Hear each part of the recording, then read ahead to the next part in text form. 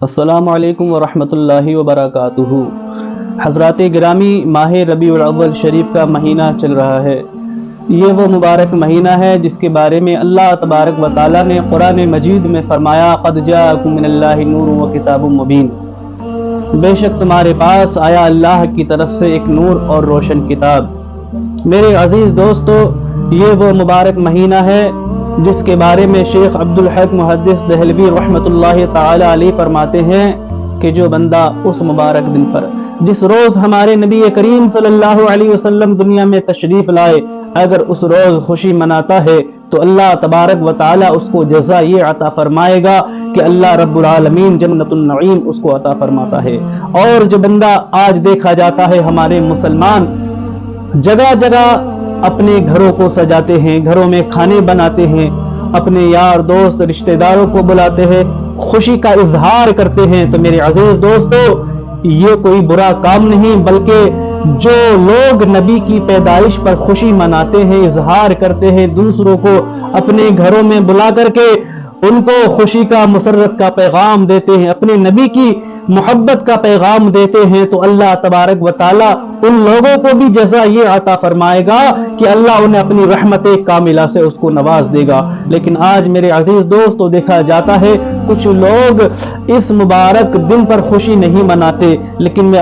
ان کے لیے بھی کہتا چلتا ہوں، آپ نے سنا ہوگا کہ ابو لہب کتنا بڑا کٹھر دشمن رسول تھا، نبی پاک صلی اللہ علیہ وسلم کو مٹانے کی کوشش میں لگا رہتا تھا، لیکن اللہ اکبر، اتنا بڑا غدار رسول، مگر اس نے یاد رکھنا جب میرے آقا صلی اللہ علیہ وسلم دنیا میں تشریف لائے، جلوہ گر ہوئے، تو اس کی لونڈی غلام صوبیہ جو اس کی غلام تھی، اس نے آن کر کے کہا کہ اے ابو لہب، تیرے گھر میں تیرا بھتیجا آیا ہے، ایک اور چشم و چراغ آیا ہے۔ اللہ اکبر، جب ابو لہب نے اتنا سنا تو اس نے پیارے نبی صلی اللہ علیہ وسلم کی پیدائش کی خوشی کو سن کر کے فوراً اس نے کہا، انگلی کا اشارہ کرتے ہوئے کہا، اے صوبیہ، میں نے تجھے اپنے بھتیجے کے نام پر آزاد کر دیا۔ اللہ اکبر، اتنا کہنا تھا، اس کو آزاد کیا۔ لیکن جب اس کا انتقال ہوتا ہے تو کسی نے پوچھا، فَأَمَّ مَا فَعَلَ اللَّهُ بِكَ، اے ابو لہب، تیرے ساتھ کیا حال ہے؟ اس نے کہا، بڑا برا حال ہے، دردناک عذاب دیا جاتا ہے، میری قبر کو جو ہے عذاب میں مبتلا کر دیا گیا ہے، لیکن جیسے ہی سوموار کا دن آتا ہے، پیر کا دن آتا ہے، تو اللہ تبارک و تعالی اس مبارک دن میرے عذاب میں کمی فرما دیتا ہے۔ میرے عزیز دوستو، وہ خود اپنی زبان سے کہتا ہے، کس وجہ سے؟ اس وجہ سے کہ میں نے جب محمد عربی صلی اللہ علیہ وسلم جلوہ گر ہوئے، میں نے ان کی خوشی میں اپنے غلام کو آزاد کیا تھا، اس لیے اللہ تبارک و تعالی میرے عذاب میں کمی فرما دیتا ہے۔ تو مسلمانوں، یاد رکھو، جو بے کلمہ اگر نبی کی پیدائش کی خوشی میں کسی کو آزاد کر دے تو اللہ اس پر رحم فرما دیتا ہے، اس کے عذاب میں کمی کر دیتا ہے۔ اور ہم تو الحمدللہ کلمہ پڑھنے والے ہیں، نبی سے عشق کرنے والے ہیں، نبی سے محبت کرنے والے ہیں، ان کی پیدائش پر خوشی منانے والے ہیں، تو یاد رکھو کہ اللہ ہمارے عذاب میں کمی نہیں کرے گا، اللہ پاک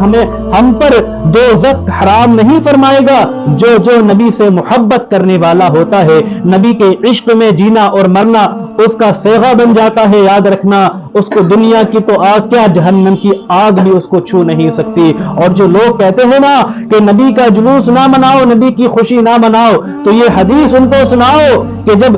ایک منافق کو اللہ اس کے عذاب میں کمی کر سکتا ہے تو کیا ہم غلامان مصطفیٰ کو عذاب سے دور نہیں کر سکتا؟ اور جو منع کریں، میں ان سے کہتا ہوں، نبی سے جو ہو بیگانہ اسے دل سے جدا کر دے، نبی سے جو ہو بیگانہ اسے دل سے جدا کر دے،